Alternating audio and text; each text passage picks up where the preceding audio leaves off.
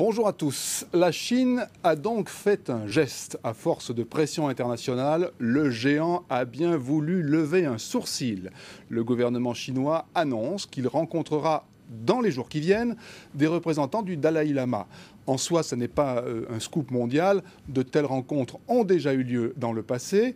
Et l'annonce du gouvernement est assortie d'autant de conditions que de menaces. Mais l'offre est sur la table. Le Dalai Lama lui-même s'en est réjoui.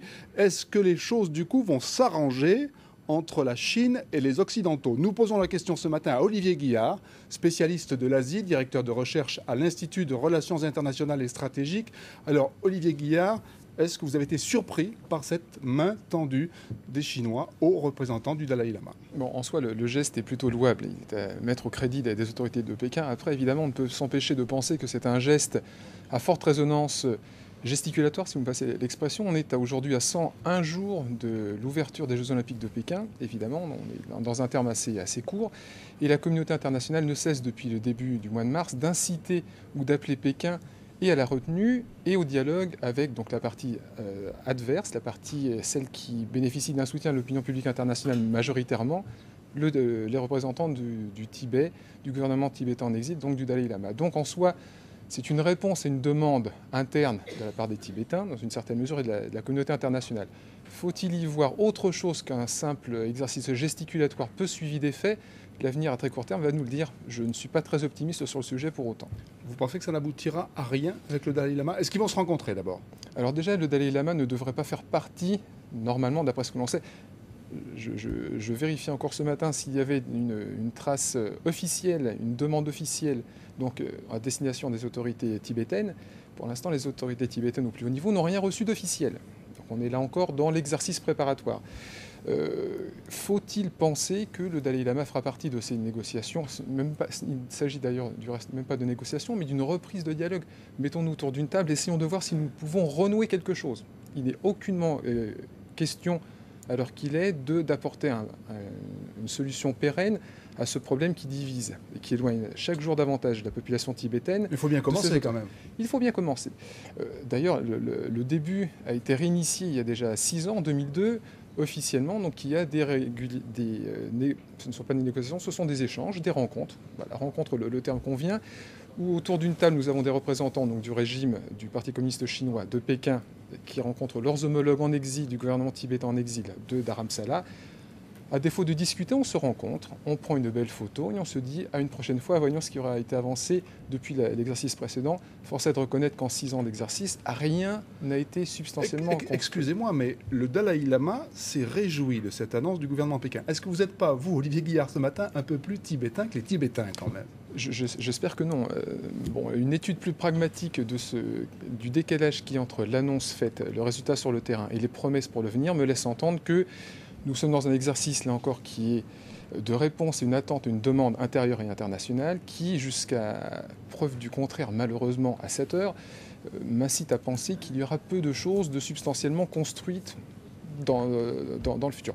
Quoi qu'il en soit, si Pékin entend sérieusement, avec des arguments, avec un plan, avec un programme, avec une réelle volonté de se conformer un petit peu plus aux attentes donc, des Tibétains et de la communauté internationale, oui, il faudrait donc saluer l'exercice de Pékin et voir autre chose qu'un simple effet d'annonce. Les capitales occidentales n'ont pas attendu pour saluer et pour se féliciter. On s'est même précipité pour dire sa satisfaction. De Washington à Bruxelles, en passant par Paris, tout le monde est absolument ravi de cette main tendue. Si vous me passez l'expression, ça ne coûte pas grand-chose aux capitales occidentales ainsi qu'aux autres capitales asiatiques de se réjouir d'une annonce qui, jusqu'alors, reste à être suivie des faits. Annoncer une reprise donc, des rencontres ne veut pas dire que l'on va s'activer ou changer un petit peu le sort de cette population qui crée un petit peu son désarroi ou son déplaisir depuis un grand demi-siècle. Il est beaucoup plus facile et beaucoup plus simple, beaucoup plus rapide de se réjouir donc, de cet effet d'annonce. Je crois que les capitales occidentales seront beaucoup plus lentes à revenir dans quelques mois, une fois que les Jeux Olympiques seront passés, sur ce qui a véritablement été rétabli ou réinitié depuis donc, cette annonce pékinoise. Est-ce que ça change la donne? Parce que le président Sarkozy, par exemple, avait dit c'est une des conditions majeures, il ne faut pas employer le mot, mais c'est ce que j'attends, une reprise du dialogue. Le dialogue reprend. On ne va quand même pas faire la paix avec le Tibet dans les 101 jours qui nous restent. On ne va pas régler un problème vieux de 50 ans dans les 101 jours qui nous restent. Y a-t-il seulement une véritable volonté de la part du régime chinois de changer quoi que ce soit? Ça me paraît très superficiel, très rapide et bien optimiste de penser que c'est le cas. On n'a aucunement... Je discutais il y a encore quelques heures avec un représentant éclairé, on va dire, donc de la République populaire de Chine, qui me dit que le Tibet, c'est un quart de la surface territoriale de l'ensemble de la République populaire de Chine, située dans un environnement stratégique important, avec des ressources hydrauliques, avec des ressources minérales considérables. C'est un exemple, nous sommes près de cet ex-Turkestan oriental du Xinjiang. Les Taïwanais regardent de ce côté-ci d'une certaine façon aussi. Nous ne pouvons pas nous permettre d'être trop aventuriers sur le sujet. Il y va donc de l'intégrité et de la solidité de ce régime. Nous n'avons ni les moyens, ni la réelle volonté, ni un véritable plan établi de changer quoi que ce soit. Je crains malheureusement que ça ressemble fort à la trame des années à venir. Alors, pas forcément un geste de bonne volonté de la part de Pékin vis-à-vis des Tibétains, mais peut-être quand même un geste de bonne volonté vis-à-vis des Occidentaux. Ça bouge. Ils ne sont pas si autistes que ça, pourrait-on dire.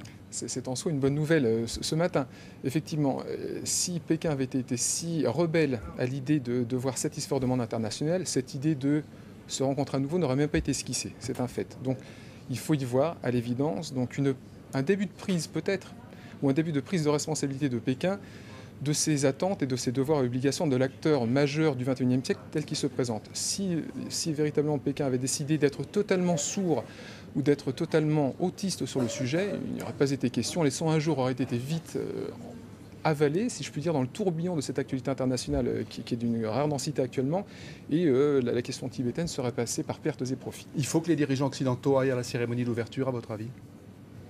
C'est une grande responsabilité qu'auront les représentants occidentaux. Je prends le pari devant vous ce matin qu'ils seront ultra majoritairement présents, sauf si nouvel événement dans les 101 jours qui viennent, ce que l'on ne souhaite pas, se déroule, mais prendra le risque, le gouvernement ou prenant le risque de ne pas envoyer un représentant de très haut niveau dans cette cérémonie d'ouverture sera interprété par Pékin, par ces autorités qui ont une mémoire extrêmement longue et surtout une vision très importante de leur place dans le futur. Elles sauront en prendre note et je ne suis pas sûr que ça sera à mettre au crédit ou au bénéfice, malheureusement, d'un point de vue économique et commercial surtout, des nations qui n'y seraient pas ce jour-là. Il y a un risque sérieux. Merci infiniment, Olivier Guillard. Nous suivrons bien sûr sur France 24 ce dialogue impossible ou difficile entre la Chine et le Tibet et entre la Chine et les Occidentaux. À suivre sur France 24 en français, en anglais et en arabe, où que vous soyez. Passez une excellente journée.